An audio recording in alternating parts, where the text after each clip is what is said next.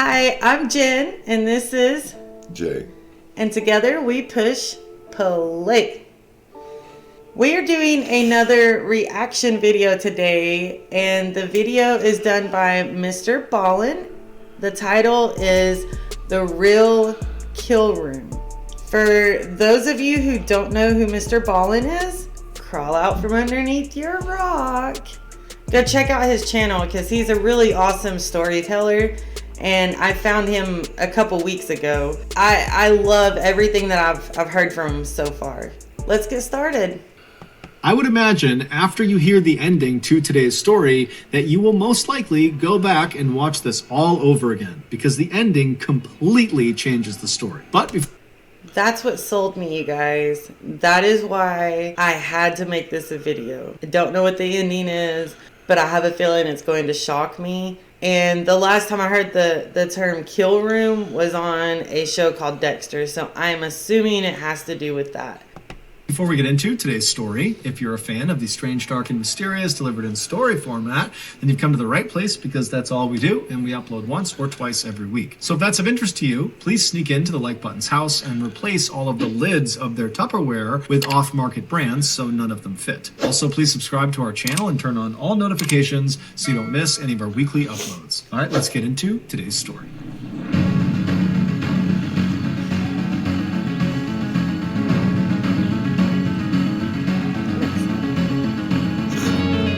Dexter. Told you guys. Told you. Dexter. Okay, anyways.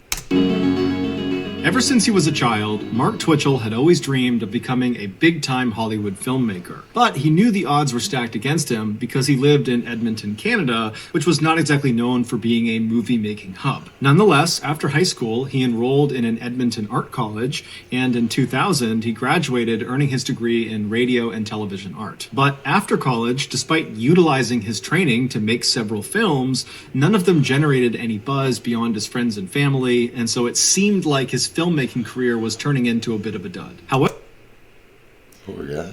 Yeah, don't that suck? When you really want something so bad, you can taste it, like a lot of new YouTubers do and stuff. You want something so bad, so you keep trying, but the only people liking your stuff in the beginning is your friends and family. Yeah, it happens. Yeah, I'll go with it. This wasn't my first YouTube channel, but this one's doing really well. Thank you guys. Seriously, each and every one of you, all 5 of you. Yeah. At this moment. You mean 3? Because one of them's probably me. Yeah, and one's me. Yeah. So. Yeah. Thanks to the 3 people who hit subscribe. Okay. However, in 2007, Mark had a bit of an unintentional breakthrough. He had been a longtime Star Wars fanatic, and that year, he decided, purely as a passion project, he was going to write a script for a prequel to the Star Wars franchise. When he finished it and shared the script with some of his colleagues, they were so impressed with his writing, they said, "Mark, you need to produce this into a movie. This is incredible." And so Mark, who was totally amazed at this unbelievable feedback he was getting, decided, you know what the heck, I will produce this movie. And so he began sending his script out to different actors and actresses to see if they might be interested in playing a role. And amazingly, one of the original Star Wars actors, Jeremy Bulloch, who played Boba Fett, he read the script and he was so impressed by it that he agreed to play a role in Mark's film. And so this passion project had quickly turned into Mark's biggest success yet. When the movie was finished, it did well, but it didn't propel Mark into Hollywood stardom. However, it did put him on the map as a bona fide filmmaker, and it showed him that if he just focused on making films about subjects he was already very passionate about, those films would be much more likely to succeed. And that's really true. I mean, if you're really passionate about what you're doing, yeah, you sure. will be successful in it. So As long as you don't give up, as long as you follow through. Most definitely. And I'm a Star Wars geek, you guys, so So in 2008, so roughly a year after creating the Star Wars fan fiction film, Mark decided to embark on another film project around another passion of his. Dexter. Dexter was a very popular TV show about a fictional serial killer whose name was Dexter. And the way Dexter would kill his victims is he would lure them into these small rooms, which he called kill rooms. And inside of them, basically every surface, the ceiling, the walls, the floor, were all covered in plastic sheeting to catch any of the blood. And then he would kill his victims, usually with a knife. And then afterwards, he would dismember them and bag up their body. And he would roll up all this plastic, kind of collecting all the evidence. And then he would dump the plastic and the body into the ocean. Mark was obsessed with the show, and so it inspired him to make his next movie be about a killer too. Except instead of it being fiction like Dexter, he wanted his movie to be at least based on real events. And it Oh, God. Yeah. So, I mean, that's cool. I mean, there's a lot of famous movies about, like, real life serial killers. So, I could see drawing inspiration from that. That's, you know. So I'm just guessing this dude just went out and started killing people for the hell of it. I don't know. Let's find out.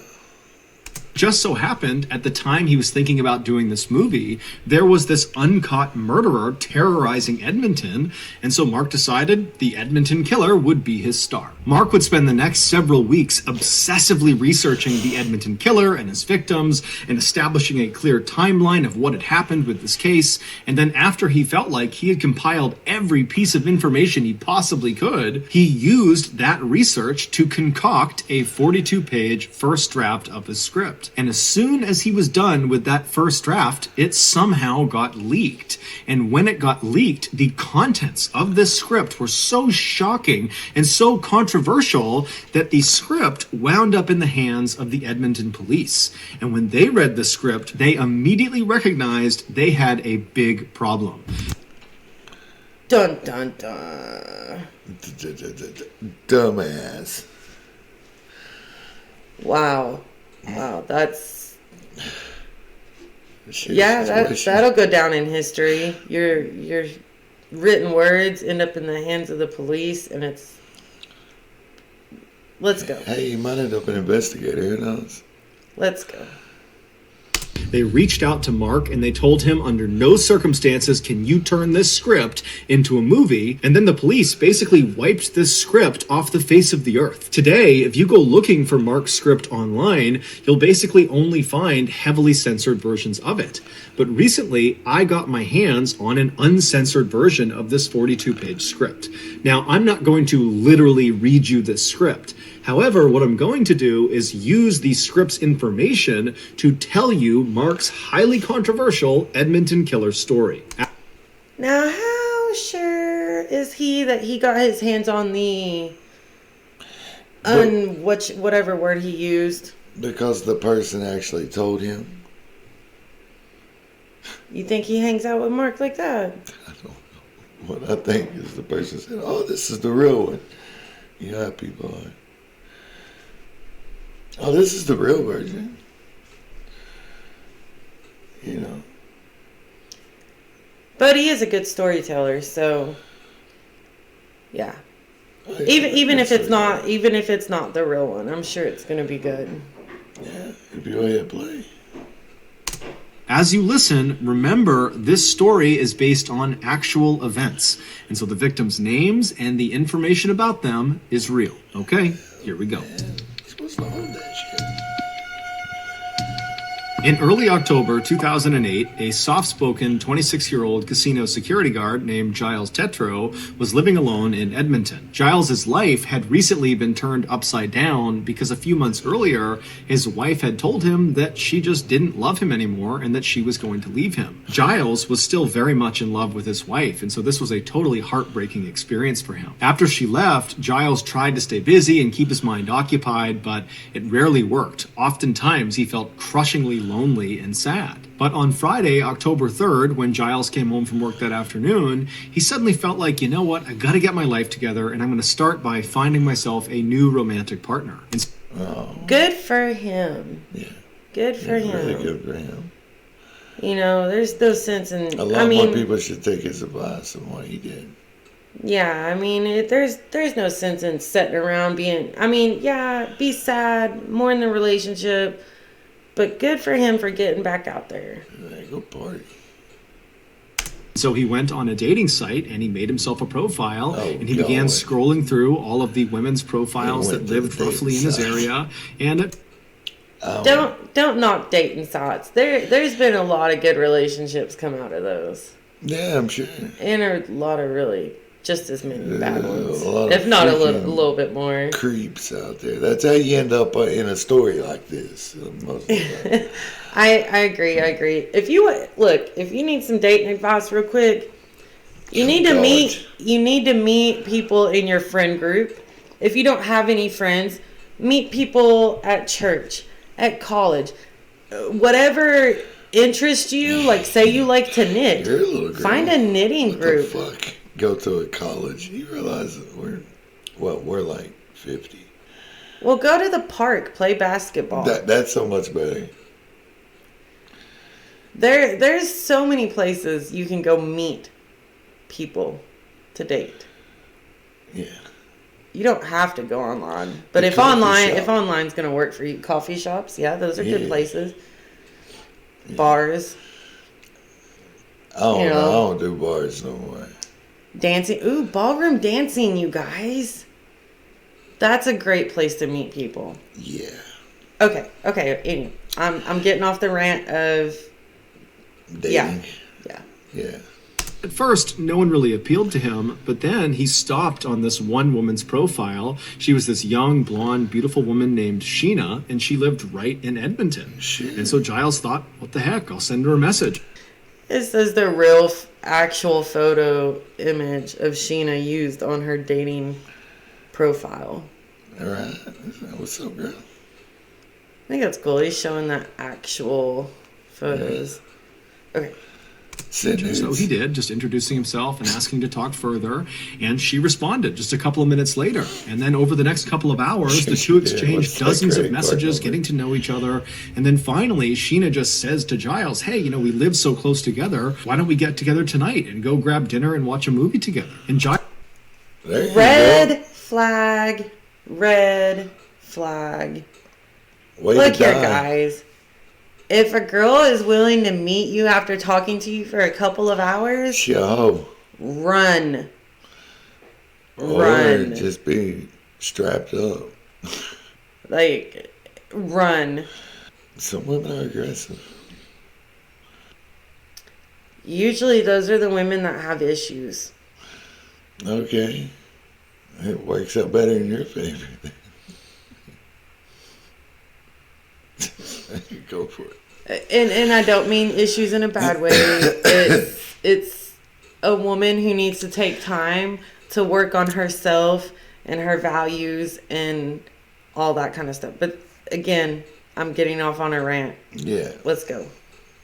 is thrilled and he says, yeah, I'll come pick you up. What's your address? And Sheena would tell him, you know what? I don't feel comfortable sharing my address over this dating website. And so instead, she sent Giles this strange customized set of directions that didn't give the actual address of her house. Instead, it basically gave Giles a set of known landmarks in Edmonton that he could follow until he finally arrived at her residence. And she also told him that when he arrived, instead of just coming up to her house, there would be a detached garage and the door would be open and he would go through the garage, out the door into her backyard, and then he would go up the back steps to the back door of her house and she would meet him there. Now, Oh, hell no.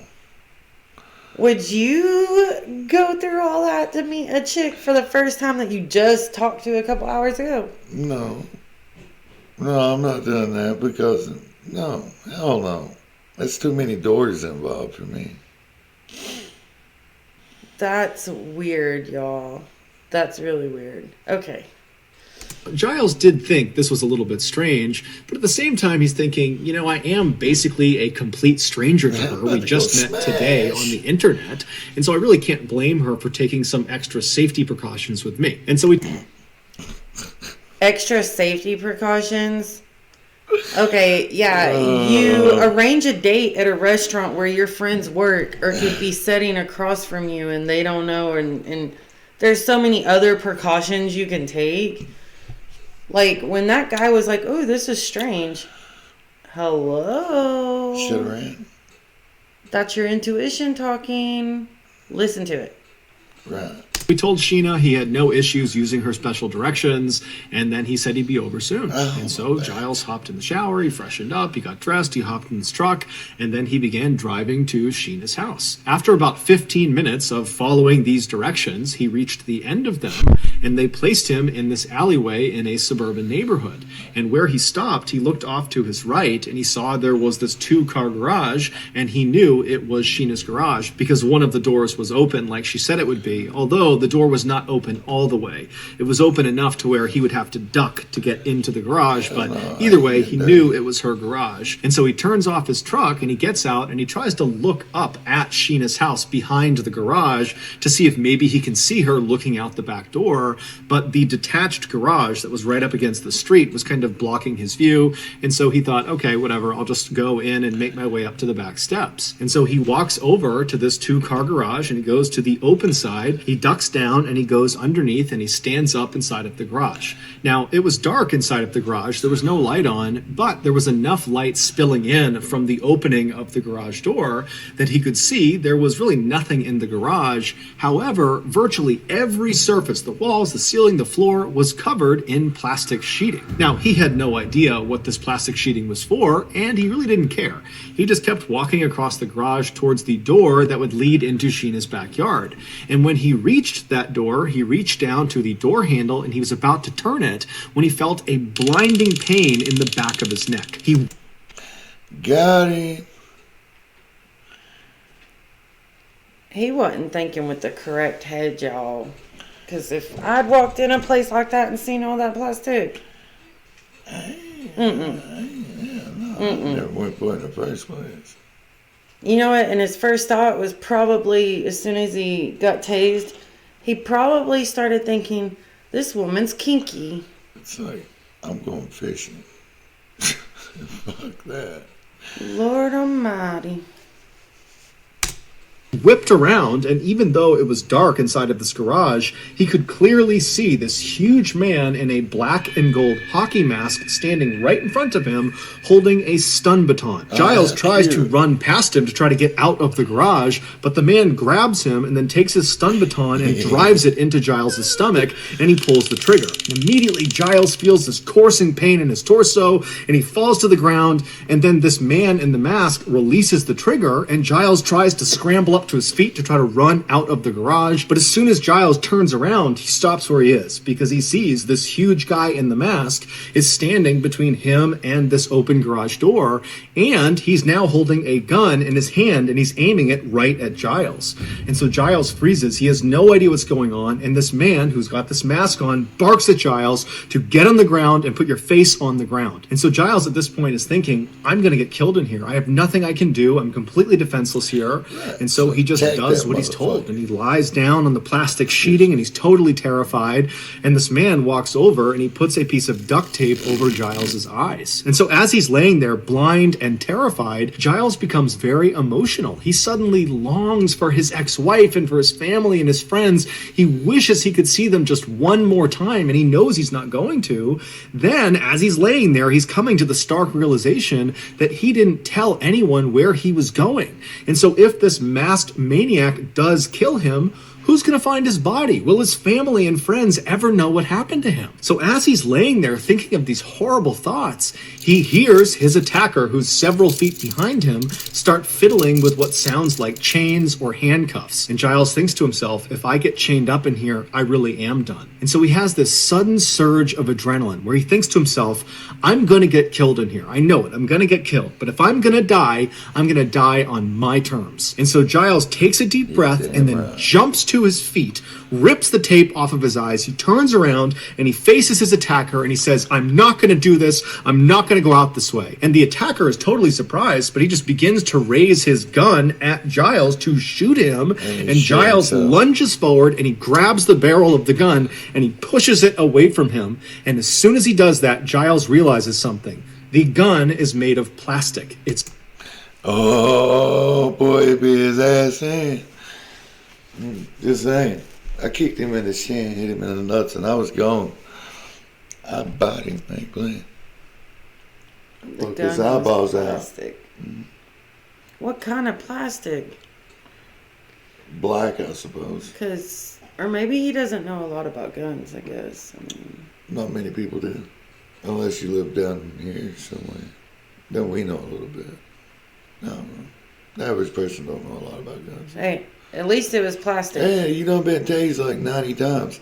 You think you're going to be... No, you're going to think that person's got a real gun. Yeah. So, I mean, you got to take the context of the whole situation. Yeah, plus stress and adrenaline and all that. Mm-hmm. So, okay.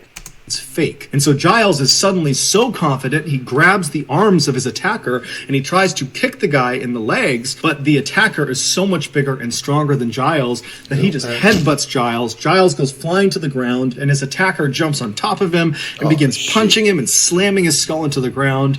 But Giles is so high on adrenaline, he can't feel any of the blows. All he's trying to do this whole time as he's getting pummeled is just find a way to stand up and run out of this garage. Just get out, escape. And amazingly, against all odds, he does manage in between blows to wriggle his way out of the attacker's grasp. But as he begins to run towards that opening in the garage door, the attacker grabs him by the jacket. And so Giles twists himself and he actually comes out of the jacket. And then he throws himself onto the ground and he rolls out of the garage. And as soon as he is free, he suddenly can't stand up. The stun baton, he didn't feel it before, but it had sapped all of his strength. But the adrenaline had kind of overridden that feeling. But here he is outside and he suddenly can't stand up. And so he's trying to stand up. And then the attacker, who's still inside, dives down, reaches out from underneath the garage and grabs Giles by the ankle and begins... No, hell no. Grabs him by the ankle. Wow. I think if I'd seen someone's hand or felt a hand grab my leg after I just got out of that room, I think I'd be kicking and screaming and trying to break his arm or something. Like, he's gonna lose skin on his fingers, his hand, his something. Like, I'm gonna fight, and I'm gonna fight to the death if I have to. Like, there's no. trying to pull him back into the garage. And so Giles is kicking and screaming and punching, and he finally breaks free. And then he has another surge of adrenaline, and he stands up and just begins running down the alleyway. Doesn't even go to his car. He just starts running towards, hopefully, civilization. And he makes it a couple of houses before he collapses to the ground in this very busy walking trail. And so he's landed right in this intersection where he's hoping someone's going to be. He turns back and looks down the alleyway, and he sees his attacker, who's now on the road. He's got the mask still on his face and he's charging up the road. Giles can't even get up. He's so tired, but Giles looks to his side and he sees there's this random couple walking down the walking path. They see Giles on the ground who's calling out for help, and they run over to him and they get right in front of Giles, and Giles immediately points at the attacker coming down the alleyway and says, "He's trying to kill me." And the attacker amazingly just jogs right up to Giles, right up to the couple. He does not take his mask off, and he acts like he's friends with Giles and says, "Oh, come on, Frank, you're making a big deal out of it. It's a game. Come back to the garage. I'll meet you there." And then the attacker just turns around and walks back down the alleyway back towards his garage. And so... Hell no. That's what I was about to say. Hell no. Could you imagine being that couple walking up on someone like that? Like, what kind of this fucking man's trying to rope you kill me. into? I don't know what I'd do in that situation. Mind my own damn business. That's crazy. Okay. Giles turns and looks up at the couple, who are totally freaked out by this whole situation. They don't know if this is some weird setup that they're going to get robbed or something. They don't know if this is a hoax. And so they say, "Hey, you're on your own, pal." And they turn and they leave. And so Giles is left in the middle of this intersection. The only people that could have helped him are now gone. And so he rolls over and just looks down the alleyway in the direction of the garage. And he can actually see his attacker pacing back and forth inside of the garage because that door is partially open. And so Giles doesn't know what to do. He has to get to his truck to get out of here. And so he just sits there for a couple of seconds, just I would be freaked out. But I think had I been that couple, I think I would have asked the man, should we call the police? And then at that point, if it was a joke, he would have surely to God admitted up to it and been like, "Oh, it's a joke. We're just role playing." But if the man was like, yes, call the police, then I think Jason's standing there with me and we come across this guy, I think we would have called the police and probably stood there with him. Yeah. At least, Well, you know? Honestly, probably would have picked him up and got him out of the area. Something. Like, I don't think I would have shrugged him off. You know, because you never know people's situations. You know, but yeah, it just strikes me odd that, I mean, I could see why the couple just walked off. But at the same time, they could have asked if he needed the police or something.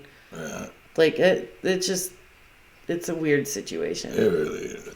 Watching the attacker, making sure he's staying inside of the garage. And then finally, he just took a deep breath. He pulled himself up and he stumbled down the alleyway. He got in his truck, fired it up, and he peeled out of there. When Giles got home, he was obviously traumatized from this horrible thing that had just happened to him.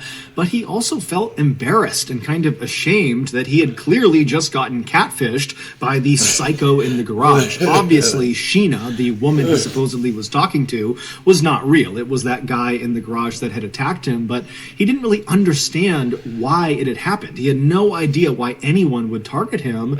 And so the whole situation was just such a mess. He decided, you know what? I'm not going to tell anyone. He didn't report it to the police. He didn't tell his friends. He didn't tell his family. He just decided he was going to move on and forget about it. A week later, on October 8th, another Edmonton man...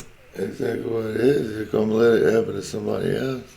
Yeah, I guess I can understand why he was embarrassed and he didn't want to report it. But at the same time, if he's going to do that to you, like, do you really want somebody else to go through that? You could do certain things to make it, make it a little safer for other people. What about the next man that's going to do that? What if he ain't as big as you and he can't struggle free? True. What if he ain't got the willpower that you had and he can't overpower the guy and get away? Yeah, it takes a strong person to step up and say something. And that's with any kind of assault. Like if assault happens to someone. And a lot of times people, because of embarrassment and shame and stuff, they don't step up. And they really could if more people who are assaulted actually speak up. Swallow your pride a little bit. Exactly.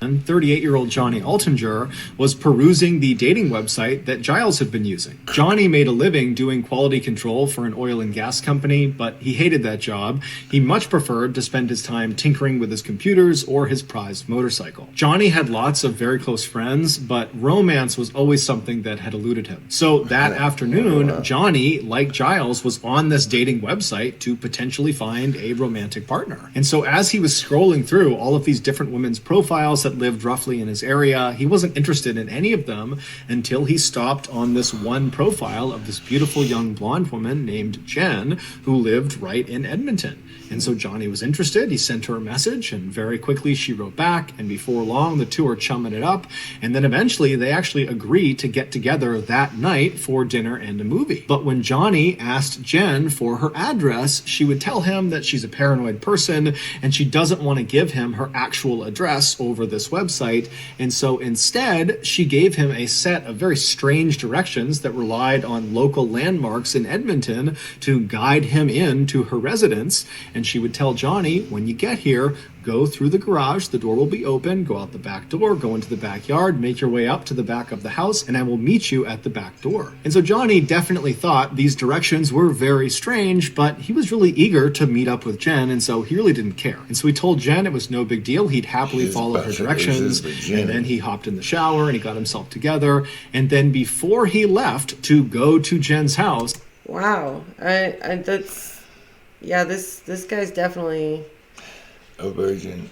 I wouldn't say that. I mean, Practically. he looked like he had his life together. Like he was smart. Like he had his priorities put together. Yeah, I give him that. Yeah, I mean, the guy's smart. You can tell. Okay.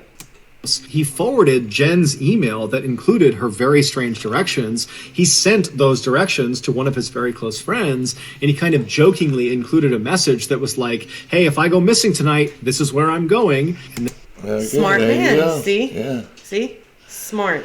Yeah. He let somebody know where he was going. He was just happy he was about to go meet up with a woman at first, and he was like bragging to his other little nerdy buddy, though.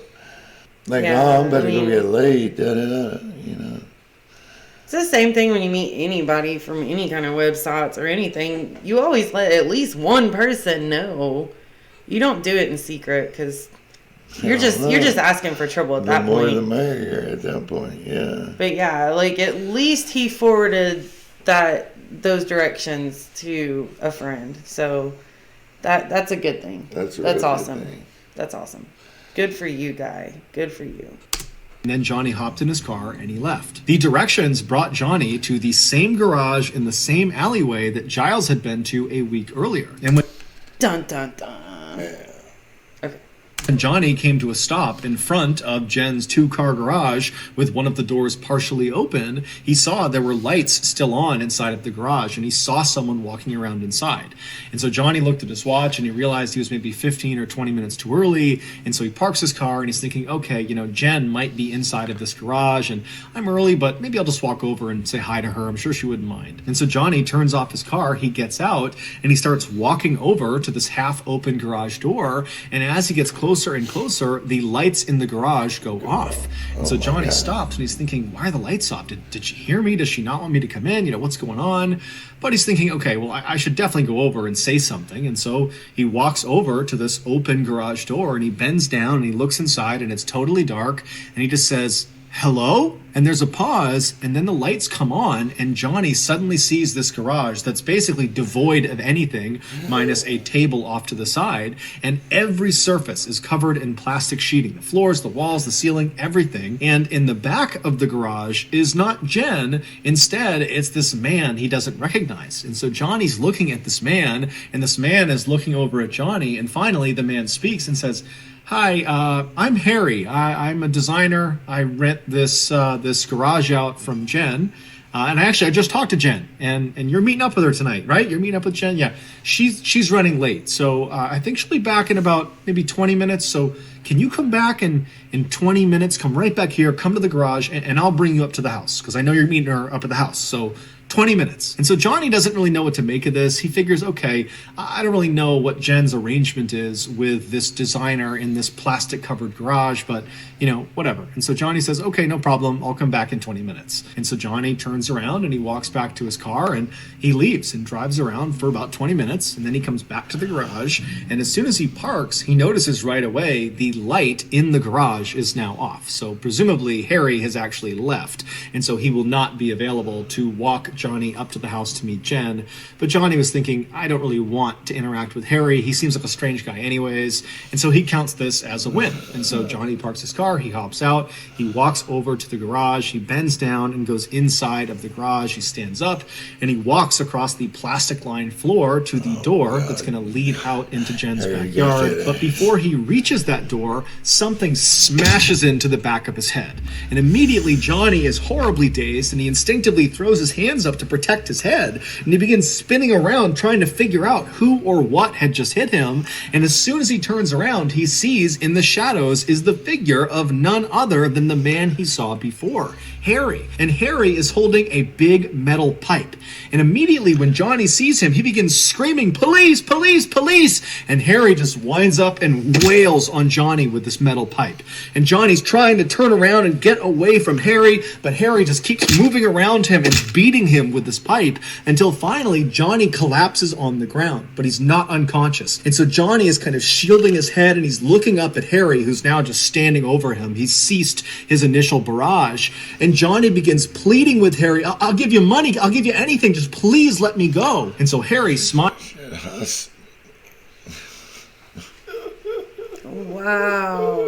So, oh wow. Oh boy. This guy's been hit with a bar I got these repeatedly, cheeseburgers. and that's scary.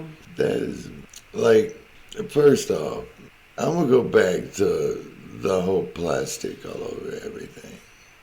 And the fact that they want you to go through there and not go through the house. And the fact that they won't just give an address, they want to send you some directions. Yeah. I mean, there's a lot of things that goes into this that just... Red flags all over the place. You should know better, yeah. The man's not like sane, and the guy's trying to plead with him. you would think he would try fighting back Yeah, or what's he gonna something. do? Anything. I They're mean, gonna beat his ass with a pole. He might not have the strength. I am just saying. Right. Okay.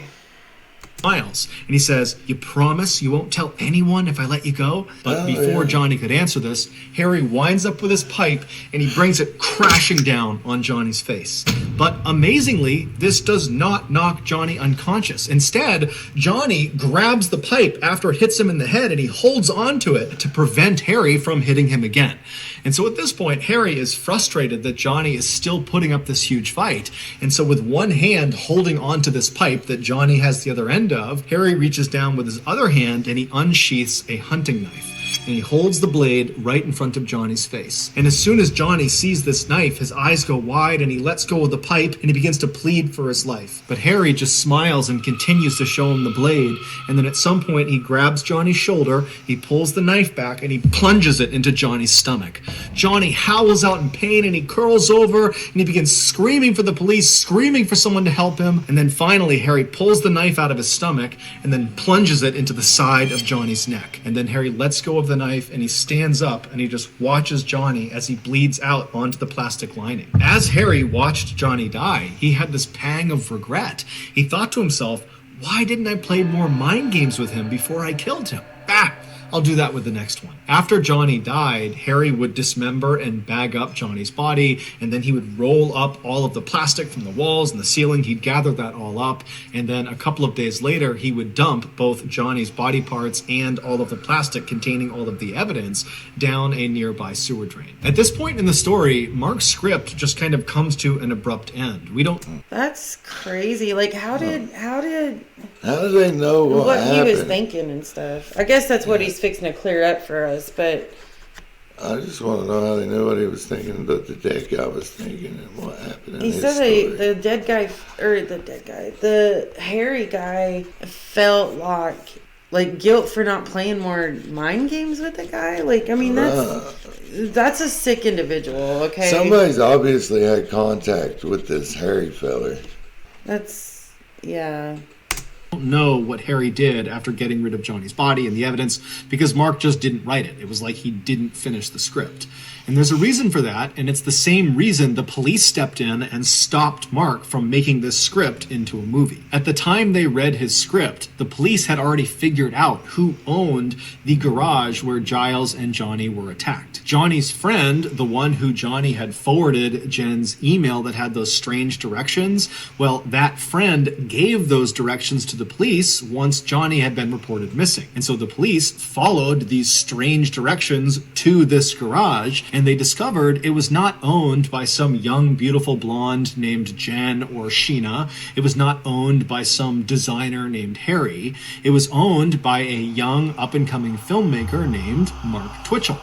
But to this point, Mark had been extremely cooperative with police and allowed them to search it, and they found nothing. And he explained to them he was not remotely the only person with access to this garage, not by a long shot. But when police searched Mark's laptop, they found a hidden document, and this document was his 42-page script. And when they read it, they saw there was a huge issue. Giles, the first victim of the Edmonton killer, had eventually gotten over his embarrassment and shame, and he went to the Edmonton police and he told them in detail what happened to him inside of that garage. But Giles was so scared he had not told anybody else what had happened. The only people who knew were himself and the Edmonton police. Yet somehow, in Mark's script, the account of what happened to Giles was exactly correct. Every little detail of what happened to Giles was encompassed inside of this script. And the reason Mark had this information is because Mark was in the garage when Giles got attacked. Because Mark was the Edmonton killer. Mark had been so... Yeah. Mind blown right now. Oh my gosh. So the guy who wrote Dexter story, or not the guy who wrote Dexter, but yeah, the dude that did the story is the one who did the murder. Wow. He said he wanted his shit to be real, so he definitely made it real, didn't he? And he knew all the shit before anything was even released or anything. So it had to be him. Crazy. That's why the police were like, Wow. Okay. Yeah. Let's hear what else he's got to say. So desperate to make his killer in his new movie as good as Dexter in the TV show that Mark decided he needed to literally become Dexter in real life. He needed to know exactly what it felt like to lure an unsuspecting victim into a kill room and murder them so that he'd be able to more accurately write about it in his script. He believed this would put his movie over the top. It would be the most authentic killer movie ever, and it would be his ticket to Hollywood. And so after Mark used a fake dating profile to trap and then attack Giles, after that experience, he wrote about it, and that became his script.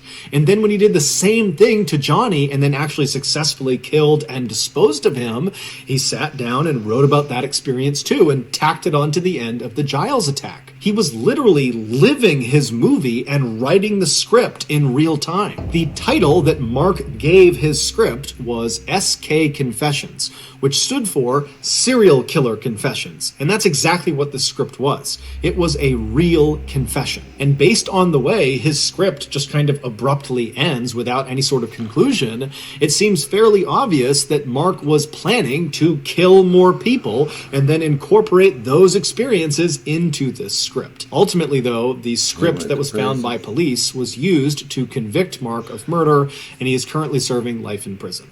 So that's... yeah. That guy was the big, tall, scary, strong guy with a mask. Yeah, that was Harry. Ugh. Yeah, that was Harry. That's crazy. Wow, y'all. Wow. I like this guy's. He's really good at storytelling, ain't he? He really is. Yeah. If y'all don't know, it's MrBallen. Like, go check out his channel. Let's finish up this video. See what else he's got to say. That's going to do it, guys. If you got something out of today's episode and you haven't done this already, please sneak into the Like Button's house and replace all of the lids of their Tupperware with off-market brands so none of them fit. Also, please subscribe to our channel and turn on all notifications so you don't miss any of our weekly 1 or 2 video uploads. We are now selling merchandise like flannels and hats and sweatshirts and all sorts of stuff. If you're interested, go to shopmrballen.com. If you want to get in touch with me, you can direct message me on Instagram or on Twitter. My username for both platforms is the same. It's just MrBallen. I also have a ton of content over on TikTok where my username is also MrBallen. We also have a second YouTube channel just called MrBallen Shorts where we post random short videos and lost episodes. We also have a Facebook page just called MrBallen where we post condensed versions of the longer episodes you see on YouTube. If you have a story suggestion, please submit it to our subreddit just called MrBallen. It's linked in the description below. So whether I see you on Instagram, Twitter, TikTok, Reddit, YouTube, Facebook, or some combination, just know that I really appreciate your support, and until next time, that's going to do it. See ya. That was Yeah. pretty good. What he said, y'all. No, I was just saying it's a pretty good story overall. I mean, I enjoyed it. I like the way he voiceover shit. Oh yeah. Yeah, MrBallen is he's awesome, y'all. Like I love his storytelling skills. The way he did the video with the still images and actual photos of the people and stuff. I mean, that man has a really good talent. Wow. It Yeah. shows he's got a huge platform. So, hit that thumbs up button for us if you liked this content today. If you want to see more like this in the future, hit that subscribe button. However, yeah, that subscribe button right here on the screen. Looks like your face. And yeah, until next time, y'all. Bye. Can I go now? Bye. Love you. Thank you. Peace, y'all.